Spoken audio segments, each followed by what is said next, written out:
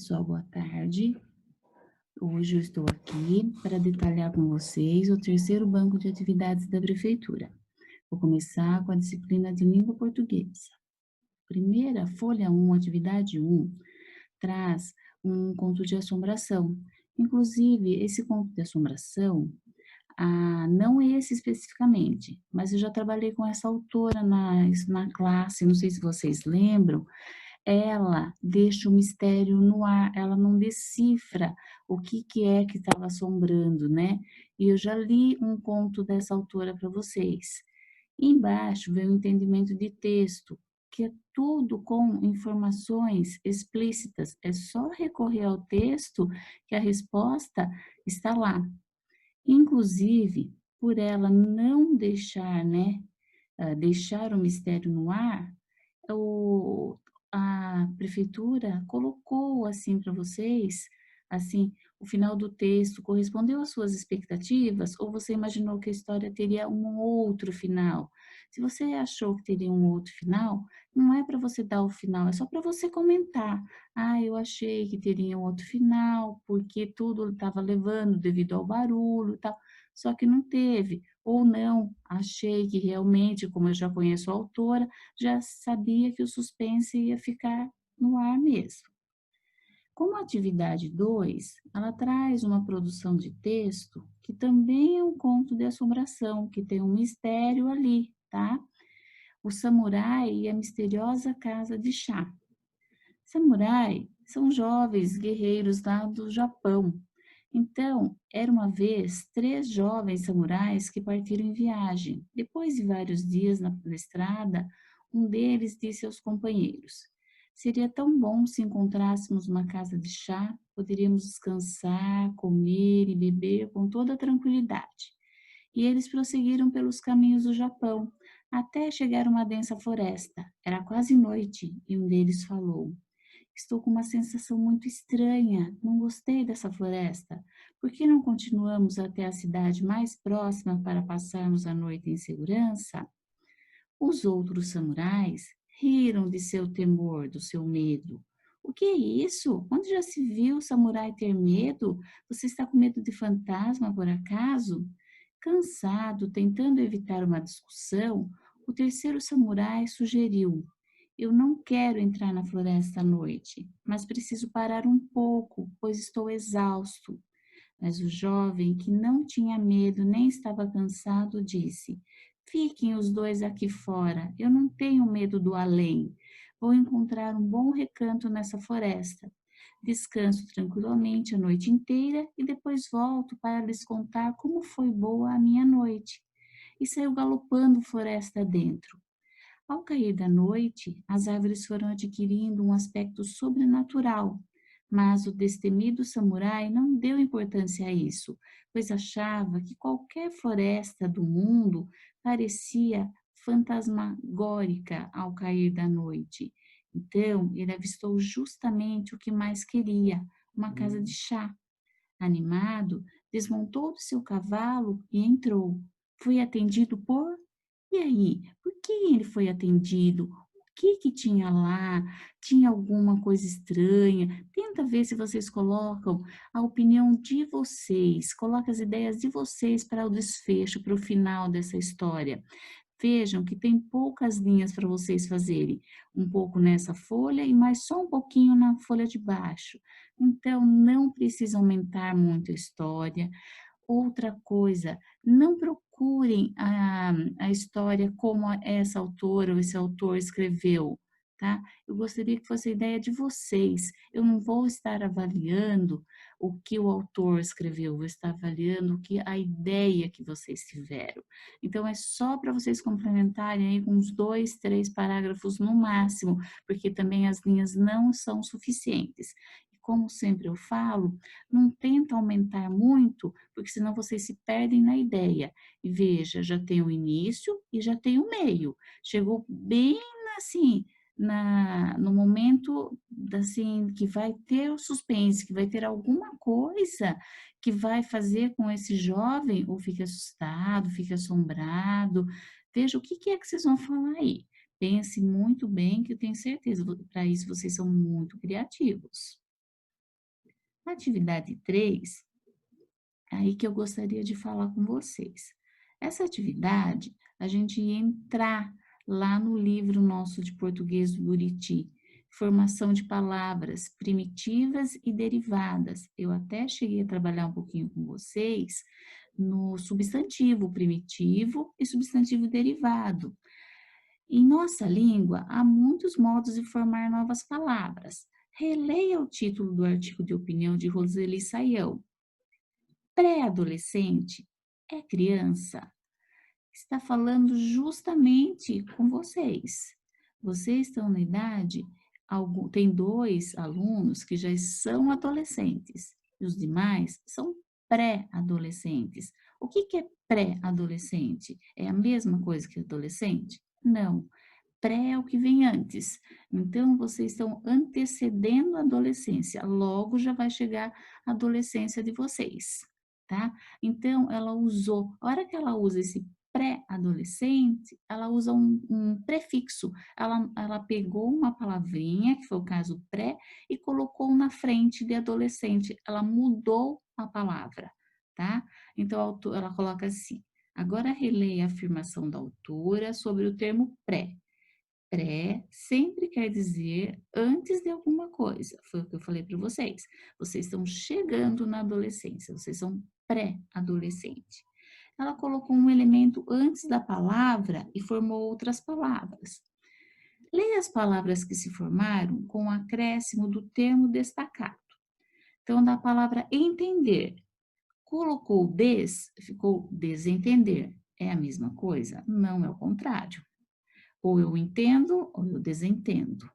Ou eu faço, ou eu desfaço. Ou eu construo, ou eu desconstruo. Então, bem lá, entender, desentender, fazer, desfazer, construir, desconstruir. Qual o sentido a palavra destacada trouxe a essas palavras? Ela trouxe o sentido contrário, né? Forme novas palavras. Bom, até respondi já para vocês, né? Forme novas palavras como na atividade anterior. Então, eu tenho lá empacotar, embaraçar, encaminhar, encaixar, dizer, encardir, carregar. Os termos pré e des são prefixos, elementos colocados antes das palavras para formar outras palavras. Então, anote as palavras que você formou aqui. Em vez de empacotar, vai ficar desempacotar. Em vez de embaraçar, desembaraçar. Entende? É só colocar o prefixo na frente. Leia um trecho do livro Marcelo, Marmelo, Martelo e outras histórias. Nessa história, o menino criou várias palavras para dar nome às coisas de seu dia a dia. Lembra que a gente já trabalhou uma coisa assim, aquela menina também que ela dava nome, a menina que era muito criativa, que dava nome às coisas? E esse o Marcelo faz a mesma coisa. E Marcelo continuou pensando: pois é, está tudo errado. Bola é bola porque é redonda, mas bolo nem sempre é redondo. E por que será que a bola não é a mulher do bolo? E bule, e belo, e bala. Eu acho que as coisas deviam ter nome mais apropriado. Cadeira, por exemplo, devia chamar sentador, não cadeira, que não quer dizer nada. E travesseiro devia chamar cabeceiro, lógico. Também agora eu só vou falar assim. O que Marcelo pensou para falar as palavras destacadas? As palavras destacadas que ele quer dizer aqui é assim: cadeira, por exemplo, devia sentador, cabeceiro, travesseiro deveria ser cabeceiro. O que que ele pensou ao formar essas palavras destacadas? Alguém pode, é que é difícil, né? Eu gosto de interagir com vocês e agora eu não estou nem podendo interagir, mas na verdade ele pensou no objeto, né? No objeto não é cama, então deveria onde você põe a cabeça, cabeceiro. Um objeto é cadeira, onde você senta, então deveria ser sentador. No caso, ele pensou nos objetos para dar os nomes dos verbos, no caso, né? Desculpa, dos substantivos. A autora do artigo Pré-adolescente é criança colocou o elemento pré antes de algumas palavras e formou outras novas. O personagem Marcelo colocou os elementos dor e eiro, depois de algumas palavras e formou outras palavras. Os dois usaram uma palavra primitiva para formar uma palavra derivada, foi o que eu falei para vocês. De cama, ele fez cabeceiro. De lugar de sentar, em vez de cadeira, sentador, tá? Palavra primitiva é aquela que não vem de outra, e palavra derivada é aquela que é formada a partir de outra. Aí, eles trazem vários exemplos aqui para vocês. Já eu vou dar uma corridinha aqui e eu quero dar uma lembradinha em vocês. Lembra que eu coloquei assim na palavra, na lousa, a palavra pão? Aí vocês foram, o que que deriva de pão?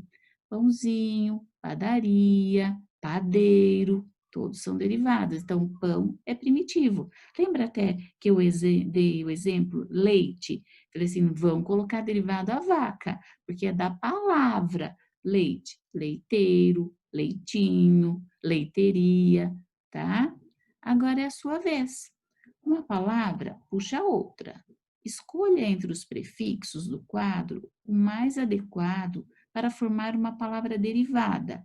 Depois, escreva cada palavra formada. Lembre-se, prefixo tem que vir antes.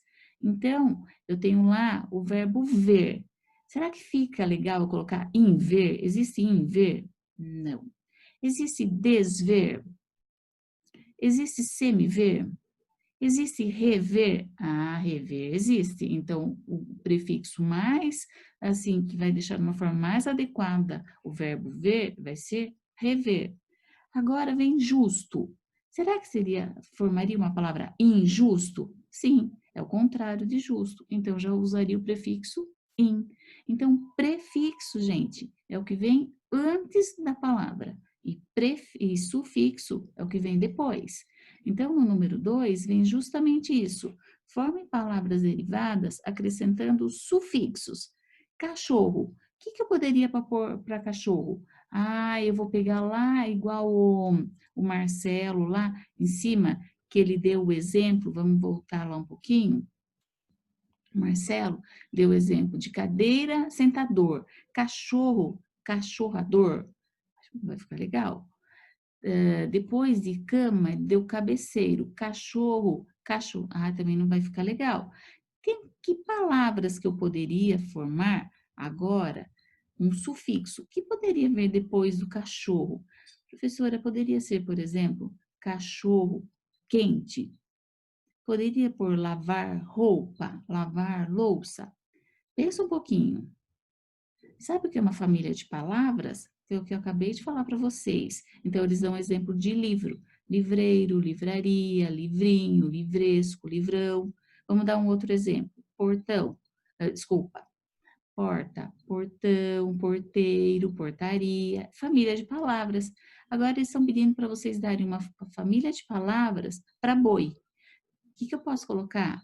Boiadeiro, boiada, boizinho, boizão, tá? Isso são famílias de palavras. Na atividade 5, eles fazem uma recordação do uso dos porquês. Isso vocês lembram muito bem, vocês estão com o caderno em mãos, inclusive. Porquê separado sem acento, geralmente no início de uma pergunta. Porquê separado com acento, no final de uma pergunta. Porquê separado porque junto, sem acento, geralmente numa resposta. E o porquê junto com acento circunflexo, ele vem substituir a palavra motivo. Quero saber o porquê você não fez a lição, quero saber o motivo que você não fez, tá? Aí, para revisar os porquês, eles trazem o mundo de Leloca, que é uma história em quadrinho, onde você vai responder. Aqui também, vamos deixar bem claro, história em quadrinho, o objetivo dela é divertir o leitor, tá? E o objetivo, depois de uma notícia que a gente vai ver já já, é informar. Então, vocês vão ler esse aqui, essa história em quadrinho, bem rapidinho, e vocês vão só responder Usa-la, cuidado com o uso dos porquês. É só vocês retomarem na parte da frente o caderno, vocês sabem muito bem, tá? Eu não posso fazer uma a uma, senão eu acabo respondendo para vocês. Na atividade, e são todas as perguntas estão bem explícitas também, é só olhar no texto para responder, né? No caso, história em quadrinho. Atividade 7, uma notícia. Quando o dia virou noite em Sobral. Qual é o objetivo de uma notícia? Informar, tá? De uma reportagem, do texto informativo, o objetivo é informar. E aí vocês vão reparar aqui que eles fazem perguntas todas explícitas também, todas estão visíveis no texto. É só recorrer ao texto que vocês também sabem fazer. Tenho certeza disso. Aí, agora, na atividade 7, também eles retiraram do nosso livro Buriti, de língua portuguesa. E justamente é uma coisa que eu gosto, até eu ia fazer com vocês um pouquinho de sinais, de língua de sinais, que eu sei um pouquinho, para falar para vocês. Então, aqui é um texto informando vocês, é um texto expositivo, né? E ele traz informações para vocês sobre os dedos, as mãos, os sinais que a gente usa, que os surdos e mudos usam para se comunicarem, tá? E aqui, outra coisa que eu quero chamar a atenção é igual vocês fizeram lá na apostila de língua portuguesa, tinha uma receita culinária e também tinha a confecção de um porta-treco que era um porta-maçã, é um formato de maçã, inclusive. Lá eles trazem título, e aqui, título, qual é o título desse texto? Sinais que falam. Só que embaixo eles trazem subtítulos, ou podem se chamar também intertítulos, no caso, alfabeto ditalógico. Tá aqui, ó, alfabeto ditalológico, tá? É um subtítulo. Aí vem os sinais que a gente faz para representar as letras do alfabeto. Depois, sinais em libras, também é um outro intertítulo ou subtítulo, tá? E eles vão fazer várias perguntas aqui para vocês, tipo a primeira: o porquê que falamos no Brasil é um pouco diferente do que é falado em Portugal. Eles estão afirmando que é diferente. Você já ouviu o português de Portugal? Aí talvez vocês vão responder que não. Ou alguém pode ser que sim, que seja descendente de Portugal, ou já de português, ou já foi até o país, tal. Sabe apontar uma diferença? Bom, tem uma diferença, tem duas diferenças. Nós, quando a gente fala papel, a gente fala papel, a gente sai o som do U. Lá em Portugal, ele sai o som do L, papel, tá? Outra coisa, a gente, que nem eu fui ler lá do Marcelo Martelo, eu falei martelo, na verdade escreve martelo. Em Portugal, eles não soam o U como nós soamos, eles fazem certinho, martelo, tá? Então, o L, né, o U e o L e o O, para eles, bem diferente nesse sentido, é na sonorização, é no fonema que está a diferença, tá? Porque nós também escrevemos martelo, belo, mas a gente fala belo, martelo, entende? Papel, anel, mas na verdade a gente escreve anel, papel, e eles soletram certinho, tá? Número AB, você conhece alguém que usa a língua de sinais? Se vocês tiverem contato com surdos e mudos, vocês vão conhecer, tá? Você fala assim, é a professora, né? De vez em quando ela faz uso de língua de sinais. Eu faço muito pouco, porque quando eu dava aula para surdo e mudo, era coordenadora de surdo e mudo, que eu fazia mais o uso da língua de sinais, tá? Já tentou aprender a língua de sinais? Aí é caso de vocês, tá? A letra D que eu queria que vocês prestassem atenção um pouquinho. A palavra datilológica é assim formada: dátilo mais logia mais ico. Dátilo vem do grego e quer dizer dado. Logia vem do grego e quer dizer ciência. Ico é terminação de adjetivo. Por que o alfabeto é chamado datilológico? Porque a gente usa os dedos, a gente faz uso das mãos para se comunicar, tá? Para expor um assunto com clareza, o texto expositivo precisa estar bem organizado. As ideias e os conceitos devem ser reunidos corretamente em parágrafos. Os intertítulos que eu mostrei para vocês, ou subtítulos, ajudam a separar as diferentes informações para o texto, porque o texto é um pouquinho grande, então ele vem com subtítulos. O texto que você leu está organizado em parágrafos. Há quantos parágrafos lá? Há 5, há 6? Quantos parágrafos tem? Há um título? Sim. Qual é? Há intertítulos? Sim. Tem 2. Quais são? Então, vocês respondem lá. Aí vocês vão ter que recorrer ao texto para lá. Escreva o parágrafo que corresponde a cada assunto exposto. Explicação das diferentes línguas. Se eu não me engano, está no parágrafo 2. Então, você vai lá e coloca assim, segundo parágrafo. Comunicação diferentes linguagens. Eu acho que é o parágrafo primeiro. Aí você vai lá e coloca primeiro parágrafo. É só isso, tá? Vocês vão colocar os parágrafos onde que está falando esses assuntos aí que estão evidenciados. 4. Marque as alternativas corretas de acordo com o que você observou na questão anterior. Marque as alternativas. Tem uma só? Não, tem duas, tá? Que informações são dadas após cada intertítulo do texto? Presta atenção, é só recorrer ao texto. Na organização do texto expositivo também foram usadas imagens. Que tipos de imagens foram usadas? Tem lá. Para que servem as imagens? Lembra que a imagem numa notícia, ela é fundamental, assim, para você compreender o fato. Imagine na língua de sinais. Por isso que toda vez que existe uma live, a pessoa que está fazendo o uso da linguagem de sinais, ela não está com a máscara. Por que ela não está com a máscara? Justamente porque os gestos que elas fazem, a gente presta muito mais atenção no gesto dela. E a pessoa surda e muda, ela presta atenção no gesto. O uso de imagem no texto expositivo contribuiu para tornar a explicação mais clara. Olha lá a resposta. Fotos, quadros informativos, ilustrações são recursos usados para complementar ou ilustrar a explicação. De onde vem e para onde vai o dinheiro? Bom, você usa esse serviço e bens públicos e privados, certo? Então, esse assunto também te interessa. Vamos ver alguns exemplos usando o nosso ciclo do dinheiro. Então, tem um exemplo embaixo explicando como que o nosso dinheiro, onde ele é utilizado e como que ele chega no governo. Quando a gente fala assim, a escola é pública, sim, de todos nós. Você ajudou a construir aquela a escola?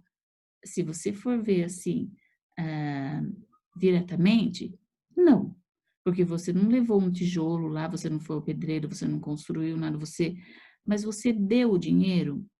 Você não, porque você ainda é criança, mas os seus pais sim. Por quê? Através dos impostos que eles pagam, todos os tributos que são pagos ao governo, que se constrói hospital público, educação pública, transporte público, praça pública, rua pública, tá? Então, é por aí que chega o dinheiro. A gente não dá dinheiro direto para o governo, mas qualquer alimento que você compra, ali tem um imposto que a gente paga em cima disso, que uma parte vai para o governo. Esse texto também é um texto informativo, é só você ler e responder, se também não tem dúvidas.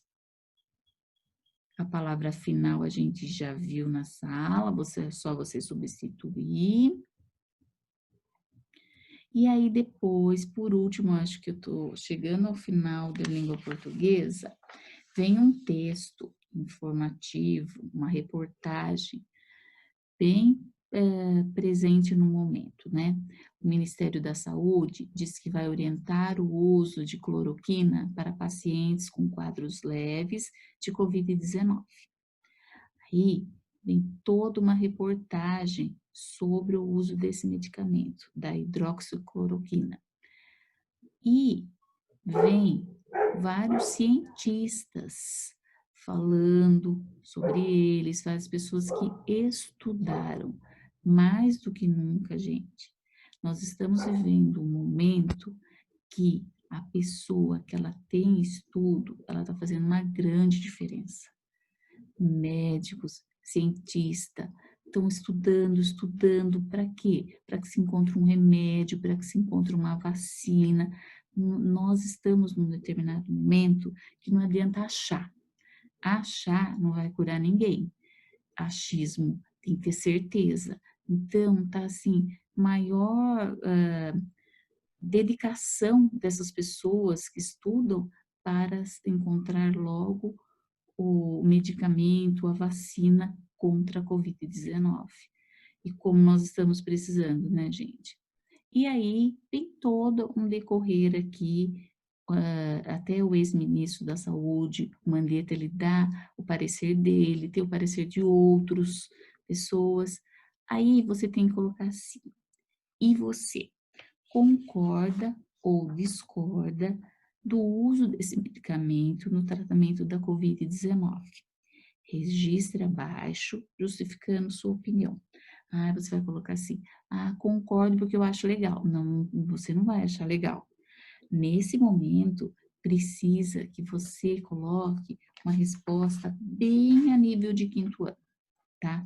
Eu concordo, porque eles estão estudando ainda, não tem a eficácia do remédio, ou tem a eficácia do remédio, tá? Ou eu não concordo com o uso desse medicamento, porque ainda muitas pessoas tiveram reações, tiveram reações adversas ao remédio, tá? Muitas pessoas tiveram efeitos colaterais e etc. E os efeitos colaterais graves, vocês sabem muito bem, depois ele pode causar uma outra doença. Então, pensa muito bem. Eu, aqui, se eu dar minha opinião, eu já respondo para vocês. E como sempre, eu não gosto, porque eu gosto de ouvir vocês. Concorde ou não, ou discorde, dê uma resposta muito boa. Eles colocam aqui, olha, acho que tem umas 12 linhas mais ou menos. Então, tenta colocar concordo ou não concordo e por que você concorda ou por que você não concorda. Mas justifica. Leia o texto, que o texto traz várias informações, tá? Hoje eu paro por aqui português. Matemática, eu vou estar gravando na escola, por conta que eu quero explicar algumas coisas para vocês na lousa, tá? Gente, eu quero fazer agora um do interdisciplinar, do Vem Voar. Mas eu vou parar um pouquinho esse vídeo para não carregar muito e faço um outro do Vem Voar. Tudo bem? Até mais.